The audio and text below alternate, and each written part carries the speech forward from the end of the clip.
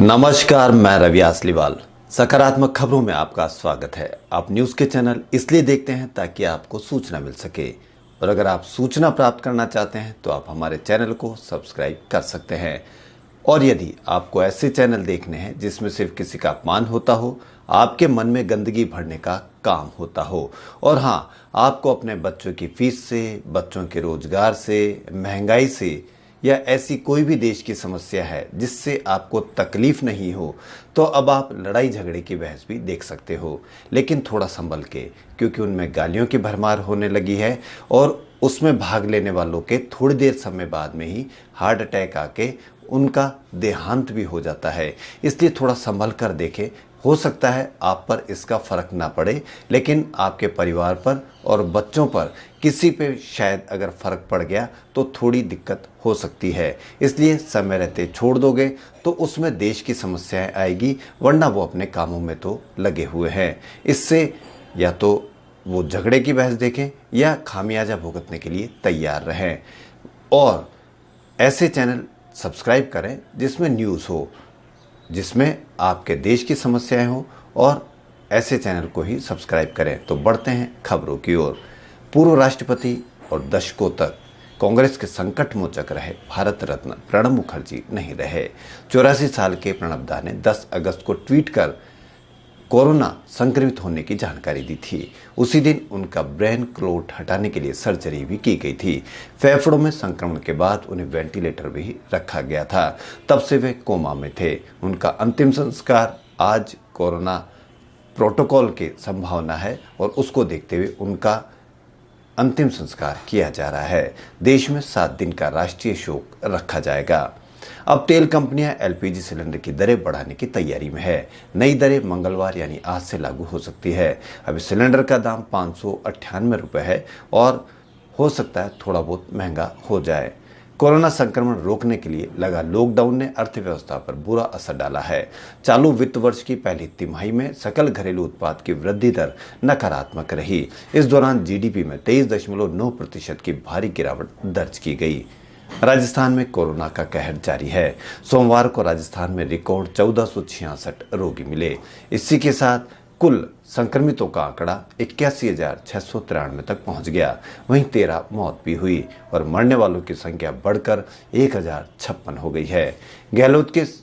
राजस्थान के सीएम अशोक गहलोत ने JEE main और नीट के अभ्यर्थियों को समस्या को ध्यान में रखते हुए कई सुविधाएं और राहत का ऐलान किया है। अभ्यर्थी और उनके अभिभावकों के लिए राज्य में लॉकडाउन नहीं माना जाएगा। वहीं जयपुर शहर में सिटी ट्रांसपोर्ट सर्विसेज लिमिटेड अभ्यर्थियों को एडमिट कार्ड दिखाने पर मुफ्त परिवहन सुविधा दी जाएगी। वहीं राजस्थान के अन्य शहरों में भी राजस्थान राज्य पथ परिवहन निगम द्वारा अभ्यर्थियों को एडमिट कार्ड दिखाने पर मुफ्त परिवहन सुविधा दी जाएगी।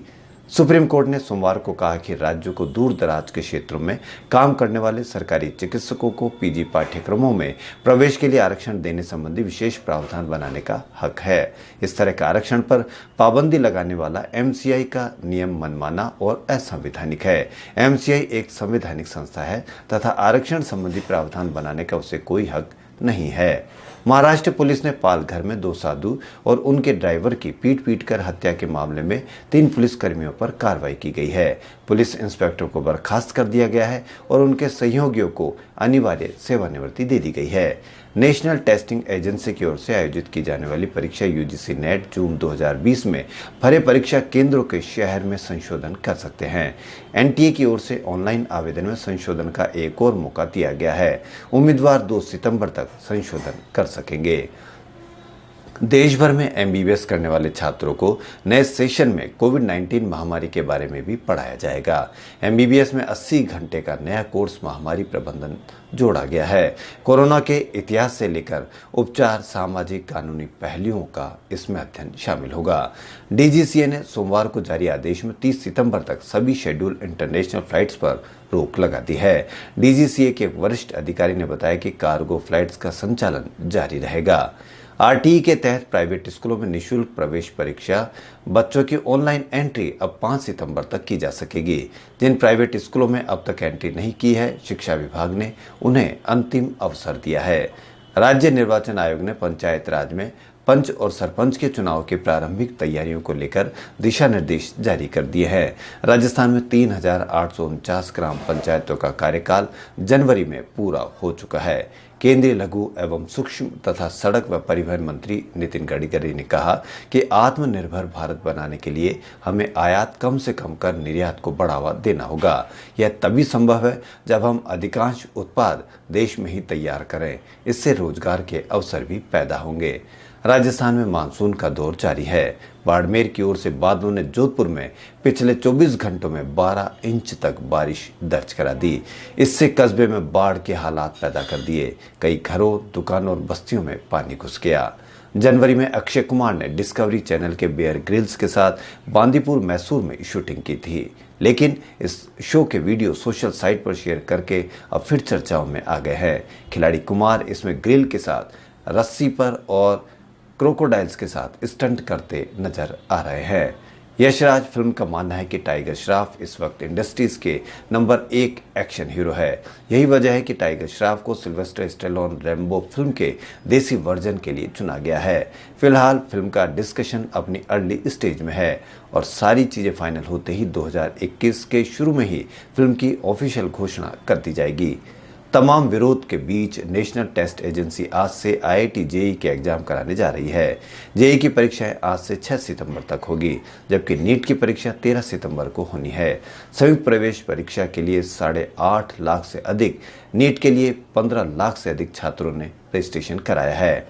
देश में फरवरी महीने से नोवेल कोरोना वायरस से फैली महामारी कोविड-19 के चलते मार्च में पूरे देश में लॉकडाउन लगा दिया गया था। इससे देश में लगभग हर सेक्टर में गतिविधियां थम सी गई थी और सामान्य जीवन बुरी तरह से प्रभावित हुआ था। अब सरकार धीरे धीरे सब कुछ सामान्य करने की कोशिश कर रही है। 1 सितंबर यानी आज से देश में अनलॉक का चौथा चरण शुरू हो रहा है। गृह मंत्रालय ने अनलॉक 4 को लेकर गाइडलाइन जारी की थी। अनलॉक 4 के तहत कहा जा सकता है कि देश में कुछ संस्थानों और सेक्टर को छोड़कर बाकी चीजें सामान्य हो रही है। चौथे चरण के इस अनलॉक में कई छूट दी गई है। हाँ, लेकिन कंटेनमेंट जोन्स के लिए अभी 30 सितंबर तक सख्त नियम रहेंगे।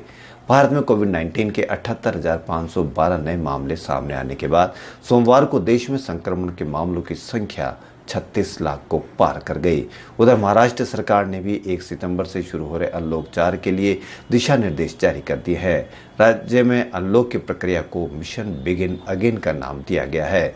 वहीं राजधानी दिल्ली में कोरोना वायरस का संक्रमण लगातार पांव पसार रहा है। बीते 24 घंटे के भीतर कोरोना के 1358 नए मामले सामने आए और अब तक कुल मामले 1,74,748 हो गए हैं।